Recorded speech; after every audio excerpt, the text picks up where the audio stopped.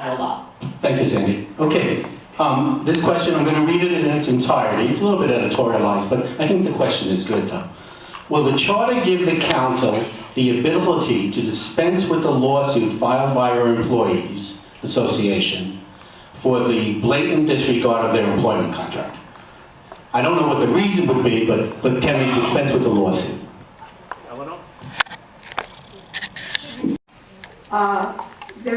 There's several elements to this lawsuit, and while I have not studied them or even read the complaint, I do know that part of it is relies on contract, and part of it is the way that the council went about doing the or trying to do the outsourcing. But now somebody who's involved or has studied it, by all means. The lawsuit is set for trial April 9th, and so the election won't occur until June 5th, so the outcome of the lawsuit will be decided already by then.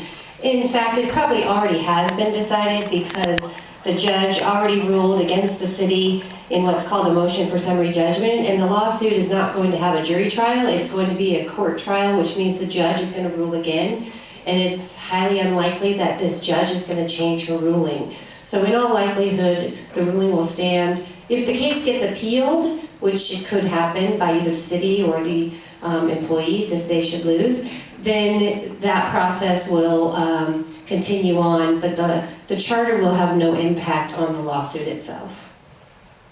Thank you. Thank you. Okay, good. Yes? Reno, is there any chance there may be a continuance in the lawsuit past the June election? I mean, the lawsuit's set, the trial's set for April 9th. I haven't heard that anyone has requested a continuance. I don't know that there would be any grounds, and I think Judge Schuman probably would not grant such a continuance because it's so close to trial. We're only a few weeks away. Thank you. Okay. In the panel's estimation, does the charter as proposed remove the checks and balances that would prevent political corruption?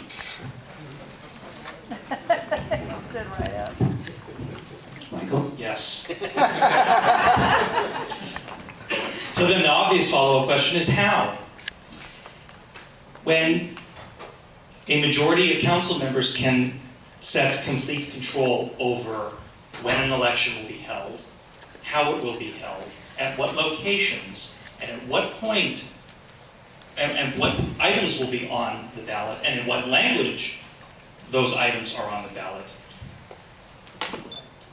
That's the tip of that iceberg. That's like camel's nose again, huh? I'm not trying to mix my metaphors. I understand. Okay. What laws in the charter would require the city council to comment on considerations of public input at council meetings? And that's from Rich Detweiler, if I pronounced that correctly. Who can take that? Do you want to see it? These are good questions, thank you. From both sides, I have to say. We want to get the syntax right. While we're waiting, I'll tell you what, hold on to that for a moment. You ready to answer? You good? Okay. There's nothing in the charter that addresses that, but I don't think there's anything in the general law either. So the charter doesn't change that. Okay, so people will be allowed to comment, charter or no charter.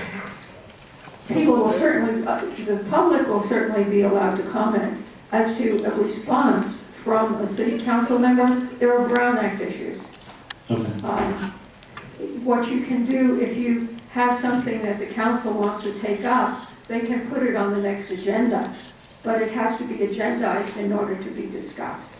What they've been doing is referring things, requests for information.